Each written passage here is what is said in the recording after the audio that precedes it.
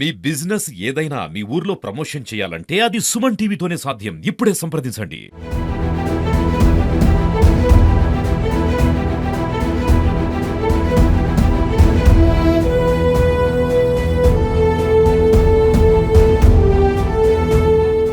Welcome to Suman TV. నేను మీ చందు యాదవ్.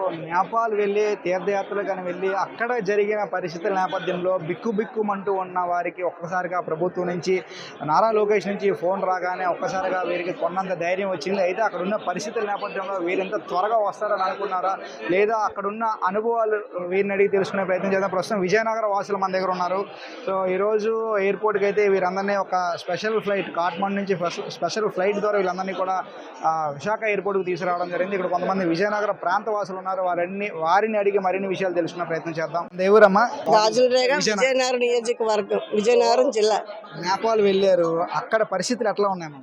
చాలా దారుణంగా ఉంది సార్, చాలా దారుణంగా ఉంది. ఏంటంటే వాళ్ళంతా కూడా ఎప్పుడు ఏం చేస్తారో తెలియదు, గన్నులు పట్టుకొని తిరుగుతున్నారు. బైకుల మీద ఫాస్ట్గా వెళ్ళడం, కర్రలు రాడ్లతో కొట్టడం, ఆ పని మీద గాజు సీసాలన్నీ రోడ్డు బ్లాక్లు అయిపోయినట్లుగా మొత్తం టోటల్ గాజు బంకులతోనే నిండిస్తారు రోడ్లన్నీ కూడా. చాలా దారుణం. మనం కొత్త వ్యక్తులం కదా, మనం వెళ్ళినా కొట్టేస్తారన్నమాట, అంత దారుణంగా ఉంది. మేము పశుపతినాథ్ దర్శనం చేసుకున్న వెంటనే శక్తిపీఠంకి వెళ్ళాము. తర్వాత గాళ్ళు కాల్చుకోవడం స్టార్ట్ అయ్యాయి. చాలా భయభ్రాంతులు చెంది ఇంక అందరూ కూడా పరిగెలెత్తమాట, ఎక్కడ తలదాచుకోవాలో కూడా తెలియలేదు.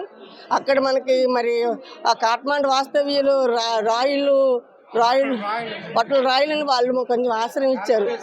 మరి వెంటనే మరుసటి రోజు ఉదయమే తెల్లవారుజామున లోకేష్ బాబుకి మేము ఇలాగ కాల్ చేసాము. వెంటనే రెస్పాండ్ అయ్యి మా అందరికీ కూడా ఆదుకొని మీకు ఎప్పుడైనా అవసరం నేను ఉన్నాను, మీరు కంగారు పడకండి, జాగ్రత్తగా ఉండండి, మీకు తినడానికి కూడా మీరు ఇబ్బంది పడకండి అని చెప్పి మాకు అన్ని ఏర్పాటు చేసి వసతులు ఏర్పాటు చేశారు. అదేవిధంగా ఈరోజు విమానం మీద మాకు బుక్ చేసి మా అందరి తెలుగు వాళ్ళకి చాటి చెప్పాడంటే తండ్రి తగ్గ తనని నిరూపించుకుని లోకేష్ బాబు. ఎందుకంటే ఇవాళ తెలుగుదేశంలోనే మచ్చలేని నాయకుడు చంద్రబాబు నాయుడు గారు మరి ఆ వారసత్వాన్ని కొనికిపుచ్చుకున్నట్లుగా లోకేష్ బాబు ఇవాళ మాకు ఆంధ్రప్రదేశ్కి అవన్నీ తీసుకొచ్చాడు. ఇవాళ మన ఆంధ్ర ప్రజలు ఇవాళ నేపాల్ ఒక ప్రధాని అక్కడ జరుగుతుంటే అక్కడి నుంచి తీసుకురావడం అంటే సామాన్య విషయం కాదు. ఎంతమంది అధికారులు, ఎంతమంది జిల్లా అధికారులు ఎక్కడెక్కడి నుంచి వాళ్ళు మాట్లాడి ఇవాళ మా ఎమ్మెల్యే గారు అద్రి విజయలక్ష్మి గారు అవనియండి, అక్కడ మంత్రి గారు కొండపల్లి శ్రీనివాసరావు గారు, అదేవిధంగా బేబీ నాయన్ గారు, వైజాగ్ మినిస్టర్ మన భరత్ గారు, అదేవిధంగా మరి వెల్లంపూడి రామకృష్ణ గారు, మన ఎంపీ గారు, మా విజయనగరం మన ఎంపీ గారు అప్పలనాయుడు గారు, కానీ అందరూ కూడా రామ్మోహన్ నాయుడు గారు కూడా ఎంతో మా కోసం, మా తెలుగు ప్రజల కోసం, మా గవర్నమెంట్ని దించి మరి వాళ్ళ ఫ్లైట్తో తీసుకొచ్చి సురక్షితంగా మా ఇల్లుకి. నిజంగా అక్కడ ఉన్న సంఘటనలు చూసిన తర్వాత మేము వస్తాం అనుకోలేదు. ఈ కాట్మండ్ ఏవో జరుగుతున్నాయి, పాల్గాంలోని ఏవో అల్లలు జరిగాయి, చంపిస్తారు అనుకున్నాం తప్ప ఇలా జరుగుతుంది కళ్ళారు అనుకోలేదు. నేను 94 నుంచి కూడా మేము తిరుగుతున్నా, ఏదో నేను యాత్రలు తిరుగుతున్నా, ఇలాంటి సందర్శనం ఎప్పుడు రాలేదు మాకు. కానీ అక్కడైతే షూట్ చేసి చంపేస్తారు సార్ బాబా, వాళ్ళందరూ కూడా అంత విధంగా ఉన్నాయి. గన్నలు పట్టుకొని తిరుగుతున్నారు,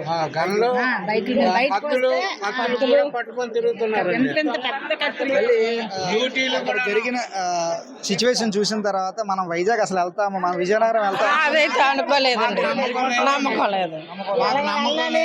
మన ఇంటికి వెళ్తాం నమ్మకోలేదు. మన ఇంటికి చెప్పేశారా ఫోన్లు చేసి? మరి ఫోన్లు అయ్యి కాదు, ఫోన్లు కూడా అవ్వలేదు కదండి, ఫోన్లు కూడా అవ్వలేదు.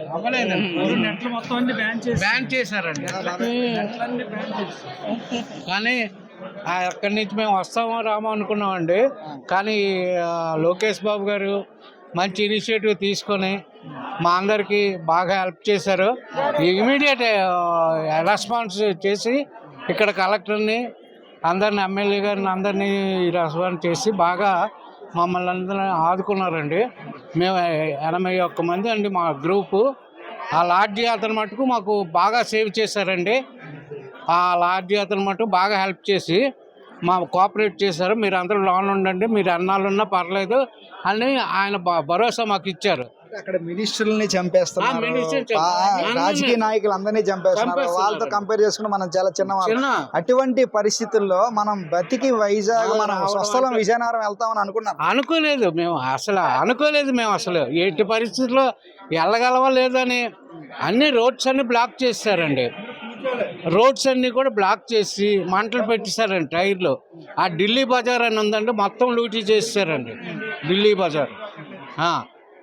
మొత్తం మేము నైట్ వెళ్తే ఒక క్లోజ్ చేస్తారు. ఎంత మంచి ఏర్పాట్లు చేసినటువంటి, అంటే ఎంత త్వరగా మిమ్మల్ని ఎంత త్వరగా లోకేష్ బాబు గారు ఇంత ఇనిషియేటివ్ తీసుకొని మమ్మల్ని అందరినీ మంచి సురక్షితంగా మాకు తీసుకొచ్చారు కనుక ఆయనకి శతకోటి నమస్కారం. ఈ లైఫ్లో ఎవరో మర్చిపోలేమండి. ఆయన లైఫ్ లాంగ్ ఉండాలని.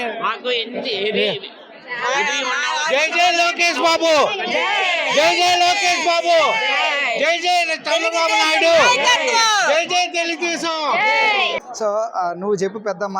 విజయనగరం వస్తామని మేము కల్లో అనుకోలేదు బాబు. ఏటి అంత బీభత్సంగా అంత కూడా అక్కడ కాల్పులు, ఏటి ధర్నాలు చేయడం, బయటికే రావడానికే భయం వేసేది. చాలా ఏవి తినడానికి కూడా దొరికేవి కాదు. ఏటి చాలా దారుణంగా కూడా కాల్పులు జరగడం, ఏటి భయంకరంగా ఇదైంది. మేమైతే విజయనగరం వస్తామని మేము అస్సలు కనుక్కోలే, ఊహించలే.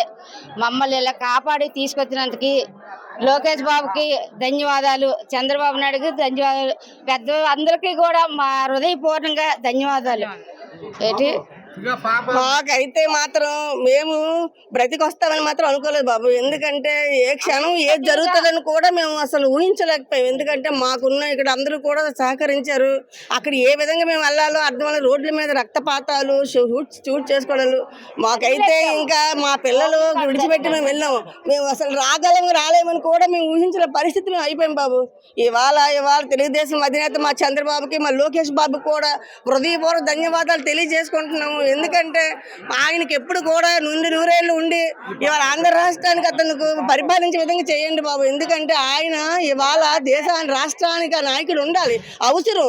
ఎందుకంటే ఇవాళ తెలుగు ప్రజల కోసము, ఇవాళ తెలుగు వాళ్ళ కోసం ఎంత ఆరాటం పుట్టాడంటే అతనికి మేము ఎంతో రుణపడి ఉంటాం బాబు. కొంతమంది నీలం రంగు పార్టీ వాళ్ళు అంటున్నారు, ఏం చేశాడు చంద్రబాబు నాయుడు, ఏం చేయలేదు, కాలేజీలని రేపు నా గవర్నమెంట్ వస్తే మొత్తం అన్ని చంద్రబాబు చేసినవన్నీ కూడా ఆపేస్తూ ఉంటున్నారు. ఎవడండి ఆపేసినాడు? ఎవడండి? ఇవాళ చంద్రబాబు వచ్చాడు, ఇవాళ ఉద్యోగం చంద్రబాబు వచ్చాడు, పరిశ్రమ వచ్చాడు చంద్రబాబు వచ్చాడు, ఇవాళ రాజధాని వచ్చింది చంద్రబాబు వచ్చాడు, ఇవాళ పిల్లలకు ఉద్యోగాలు భరోసా ఇచ్చాడు. ఈ నీళ్ళ రంగు వస్తారు, వీళ్ళు ఏడు చేస్తారండి, వీళ్ళు ఏడు చేశారండి రాష్ట్రం కోసం.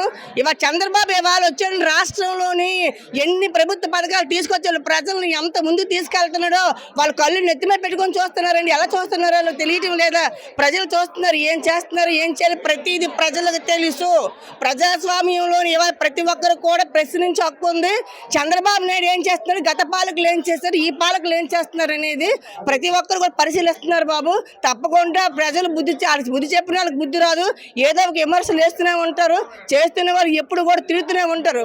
వాళ్ళకి ఇంకా చెప్పకూడదు, ఇంకా దీంట్లో ఉన్నారు వాళ్ళందరూ కూడాను. ప్రజలు ఇవ్వాలంటున్నారు. మీరు ఇప్పుడు పొజిషన్ లో గత ప్రభుత్వం ఉంటే పరిస్థితి, గత ప్రభుత్వం ఉంటే అక్కడ మేము కూర్చొని పశుపతినాథ్ ఘాట్లో ఈ రోజు మేము మమ్మల్ని కాల్చే పరిస్థితి ఉంటుంది. మమ్మల్ని కూడా ఇక్కడ తీసుకొచ్చే నాదులు కూడా దిక్కు ఉండదు. ఇవాళ ఆ ప్రభుత్వం ఉండే వైఎస్ రాజశేఖర రెడ్డి గారు ఇవాళ ముఖ్యమంత్రిగా ఉన్నట్లయితే ఇవాళ తెలుగు ప్రజలు రారు. ఇవాళ మేము శవాలు కూడా పశుపతినాథ్ ఘాట్లోనే ఖాళీ ఇవాళ బూడిదైపోయి ఉండి మా పిల్లలకి తల్లి లేకుండా మా భర్తల భార్య లేకుండా అయిపోయే పరిస్థితి వస్తుందని ఇవాళ తెలియజేస్తున్నాం అందరికీ.